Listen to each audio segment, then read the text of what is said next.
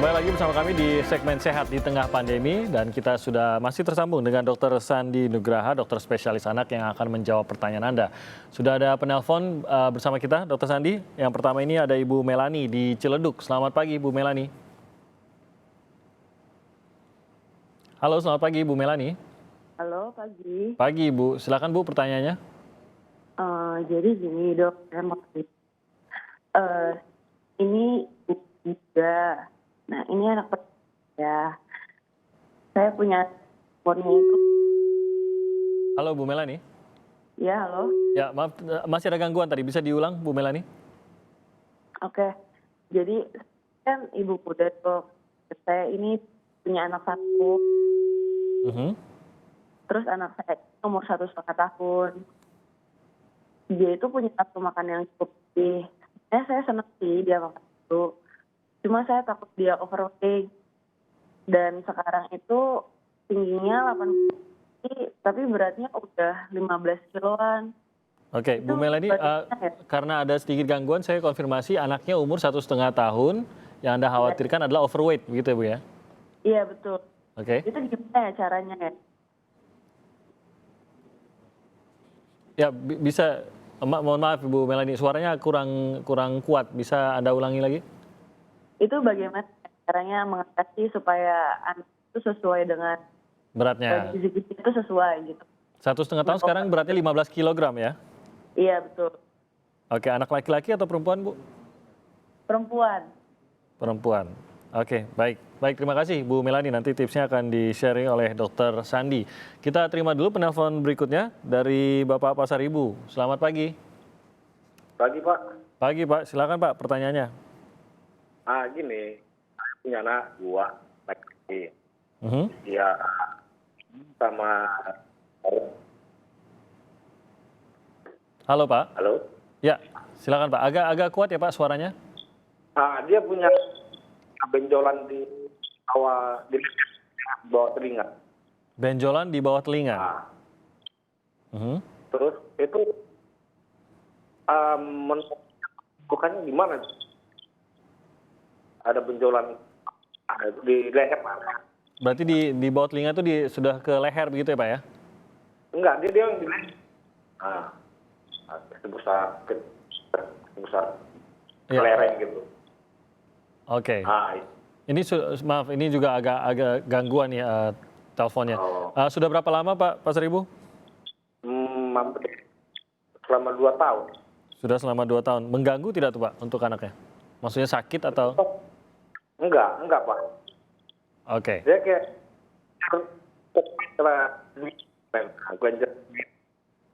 Oke, dan berumur berapa Pak anaknya?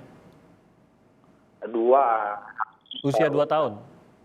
6 tahun. Usia 6 tahun, oke. 7 tahun ya. 6 sampai 7 tahun lah kira-kira. Oke, baik. Terima kasih Pak Pasaribu di Dumai. Dokter, kita akan jawab langsung pertanyaan pertama dari Ibu Melani tadi di Ciledug. Anaknya umur 1,5 tahun, beratnya sudah 15 kg. Bagaimana agar anaknya ini, tampaknya tadi kalau saya tidak salah tangkap, anaknya memang senang makan gitu. Bagaimana agar tidak overweight? Silakan Dok.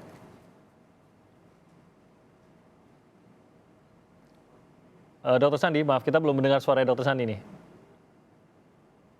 Halo Dok. Oke, tampaknya masih ada gangguan teknis dengan Dokter Sandi. Kita masih belum bisa mendengar suara Dokter Sandi. 2 penanya tadi dari Ciledug dan juga dari Dumai. Kita akan mencoba tersambung lagi dengan Dokter Sandi. Dan saudara, kalaupun kita tidak bisa menjawab pertanyaan Anda dalam episode kali ini, kami terus membuka kesempatan bagi Anda untuk mengirimkan pertanyaan kepada dokter spesialis yang kami hadirkan melalui Instagram kami di @sapaindonesia_kompas.tv. Jadi Anda bisa mengikuti dokter spesialis apa yang akan kami hadirkan keesokan harinya melalui akun Instagram kami. Sekali lagi di @sapaindonesia_kompas.tv. Sudah tersambung lagi dengan Dokter Sandi. Sudah bisa mendengar suara saya, Dok?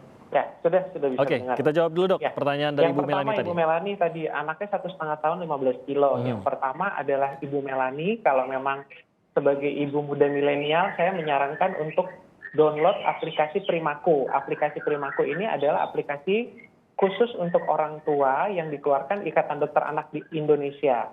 Nah, nanti Ibu bisa masukkan ke dalam chart berat badan, panjang badan, kemudian tanggal lahirnya berapa, sehingga di situ bisa disimpulkan insya Allah nanti langsung keluar interpretasinya. Semoga kalau dilihat dari sekilas ya Mas ya, ini giginya baik. Nah, selanjutnya gimana caranya supaya tidak overweight tadi? Salah satunya adalah namanya jadwal makan, Mas. Perhatikan, anak umur lebih dari 1 tahun itu hanya dianjurkan minum susu itu sekitar 3 kali sehari saja, jangan lebih dari itu. Selebihnya adalah makan.